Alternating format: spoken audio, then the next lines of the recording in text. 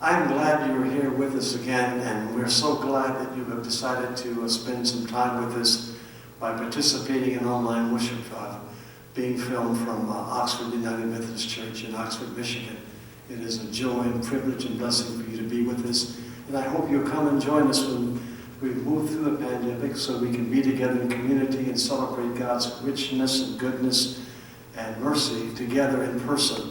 That's our prayer. That's my prayer. In the meantime, we're going to continue to make wise decisions regarding the safety of each of you and the safety of each person in this community.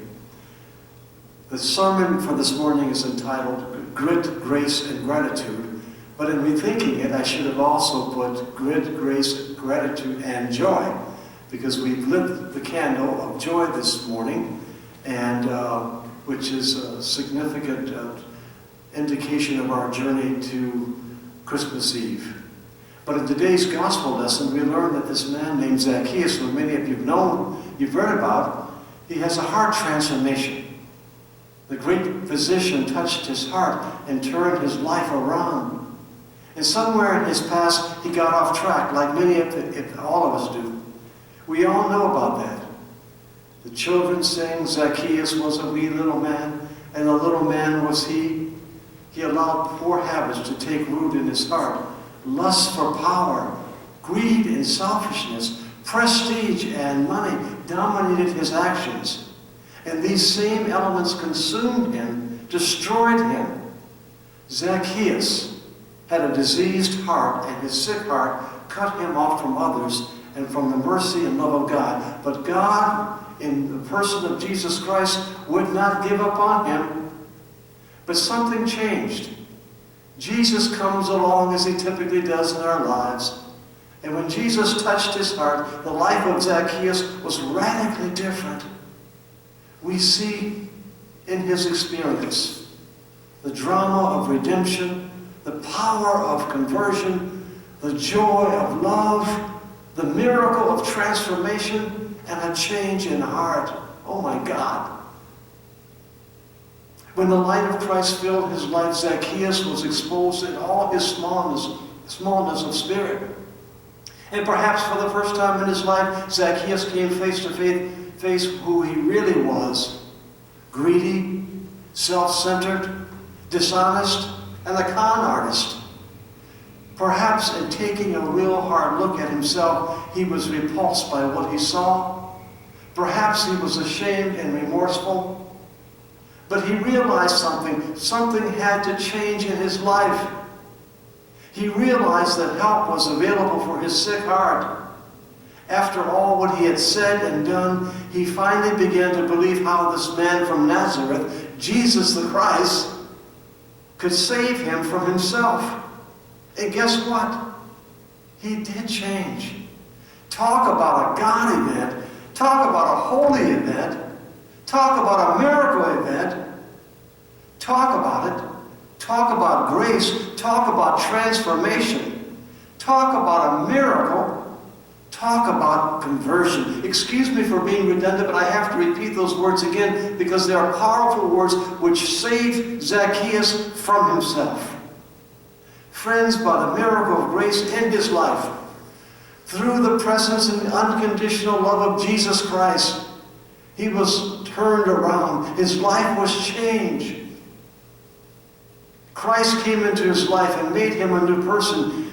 He can and will do the same for each of us. He's done it for me, and I know he will do it for you. Please understand what I'm saying. There is a powerful message in the story for you, and please don't miss this message. And here it is. Do you want to hear it? Yes, I believe you do.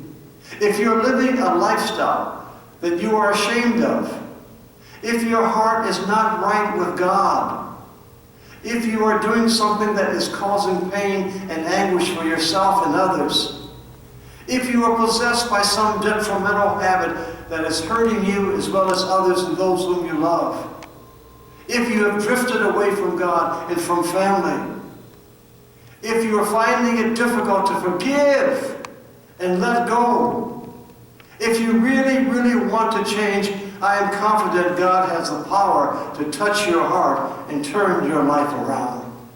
Folks, we are in Advent.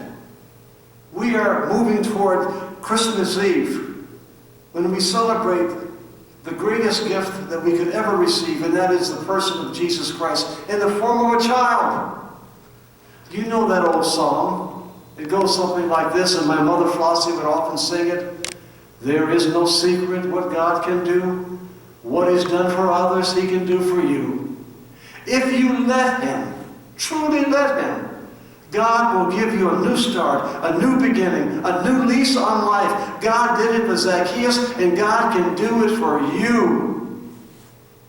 But for this life-changing experience, it happened three things. Before it can happen, three things need to come together. And here they are: grit, grace, and gratitude. Grit is the courage to seize the moment. Grace is the saving power of God's unlimited, unconditional, boundless love that God has for each of us. And gratitude is the spirit of a thankful heart. That is what the story of Zacchaeus is really about. It is a story that combines these three transformational blessings. Here we go. Here's the first. It's grit. The thesaurus gives us these synonyms: spunk, pluck, guts, fortitude, stamina, and courage. Now think of the antonyms, the opposites: fear, timidity, and faint-heartedness. But for our purpose, let's define the word like this: grit is the courage to sense the moment with courage. Grit is the courage to sense the moment with courage. There are some clear examples of this in today's gospel lesson. For our friend Zacchaeus had the sense to recognize that the coming of Jesus into Jericho that day was a very, very big event. And there was a sense of urgency. A sense of urgency. He wanted to be in all of the action. He wanted to see Jesus for himself. He wanted to seize the opportunity. But there was a large crowd, and you must know by now that Zacchaeus was a short man. He had the grit, the spunk to climb up that tree, and it made a big difference in the turn of events. For we see the spirit of true grit and guts in this man. For when Jesus saw Zacchaeus in the tree, his heart of compassion reached out to him. Jesus didn't wait for him to come to him. He went to Zacchaeus. Jesus knew of his own loneliness, and he went over and reached out to this rejected, hated tax collector with genuine love. Jesus knew his actions would be criticized for associating with the outcast. Jesus knew that there was always a chance of him being rejected. He knew the crowd would grumble and gossip and heckle. But with grit, Jesus turned Zacchaeus' life around. A preacher told a story about a boy whose parents were missionaries to India. And when the boy was 12 years old, his parents left him and his younger brother to go to India and to take up their tour of duty. Their intention was that once they got settled, they would send for the boys. But shortly after they left America, World War II broke out. They couldn't get to the boys, and they couldn't get the boys to them. And so the separation between the missionaries and their sons was something like 8 years. When the war was over, the parents returned to America. Their oldest son was 20 years old now and in college. And he recalled how excited he was when he got the word that his parents would soon arrive in their hometown by train. The son arrived at the train depot early, even before the sun came up. And when the train finally pulled in, the mother and father were the only ones who got off. The son wrote these words: "I could barely see them in the haze, and they could hardly see me. We embraced in the semi-darkness, and then my mother took my hand and led me into the light of the waiting room. There were tears running down her cheeks as she looked at me. She wouldn't take her eyes off me. She kept looking at my face, staring hard, And then she turned to my dad and called him by name. Arnett, she cried. He's gone and looked just like you. Arnett, although he was physically gone from this earth, he was spiritually alive in his Son. Likewise, God's Spirit came alive in Zacchaeus through Jesus. What I want you to hear is that Zacchaeus came down out of that tree sounding like Jesus. Do you remember what he said? The first words that came out of his mouth were, Lord, the half of my goods I give to the poor. This man's heart had been changed, and now his heart of love was emerging, a heart of generosity and the heart of Jesus.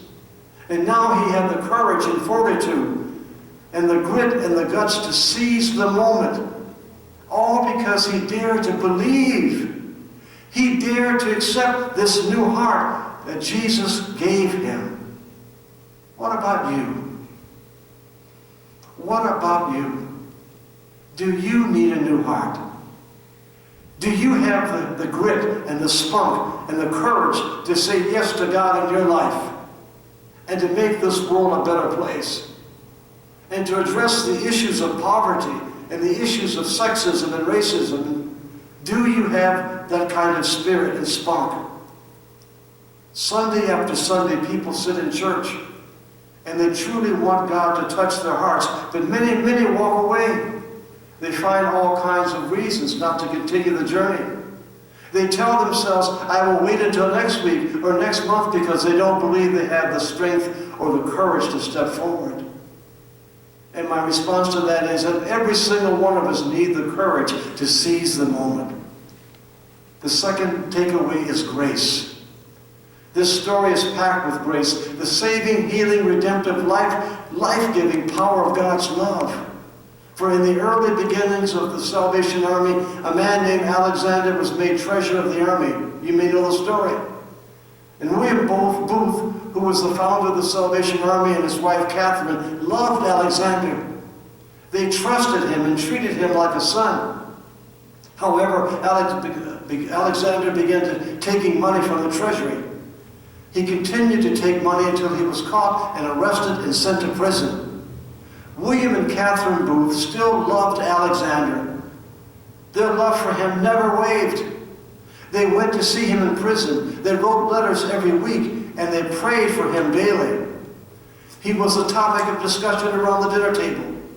Alexander was deeply moved by their gracious spirit. He was remorseful, and he asked for their forgiveness. On that particular morning, Alexander was released from jail, and Mrs. Booth was waiting outside the front gate of the prison with a little thermos of tea. And she invited Alexander to sit down on a nearby bench, and then she poured him a cup of tea. Alexander, she said, I have something here more than tea. She reached into her purse and pulled out a money bag. General Booth, and I want you to come back to the Salvation Army and help us, she said to him. And we want you to begin your duties as treasurer this very morning. You know what I'm going to ask of you. Can you, will you love like that? Can you share the joy of Christ with someone who has fallen away from God's grace? Can you, will you, allow yourself to move beyond your comfort zone, to love someone who has sinned just like you and me? That is what grace is, and that's the way God loves each of us and forgives each of us. It's God who makes this possible if we understand the nature and teachings of Jesus Christ. And today God is offering the kind of love and forgiveness to each of you who are listening to this broadcast right now. But we have to accept it. We have to have the courage, the belief to accept His grace. There is grit and the courage to seize the moment. And then there is grace, the life-giving power, the life-changing power of God's love. And so I say to you today, what are you waiting for? Go for it. Get off your duff and go do it. You have nothing to lose and everything to gain. And then there's gratitude. I want to say to you now that the spirit of gratitude is so important and so necessary for living a joyful life. Gratitude is the opposite of arrogance. It is more than family reunions. Gratitude is the ongoing recognition of God's love for you and for those whom you love. It is God's everlasting presence with you and God's generosity toward you. When his heart was touched, that's when Zacchaeus felt the love of Christ in his soul. Never forget we have a God who really loves us. And if that doesn't make us shout for joy and make us sing the song of joy, I really don't know what will. That is what Zacchaeus realized that day in Jericho.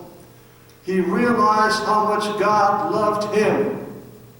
And when more of us can share that love of God in the world, our world will move from hurting to healing. What will you give? What will you give to bring about a radical transformation in this country and in our community? What will you give in terms of bringing forth a sense of urgency that you share the love of Christ in you? What happened to Zacchaeus can happen to you and to all of us. That's the hope of the good message. But for that to happen, it will take grit, grace, and gratitude. The journey of Advent continues. Amen.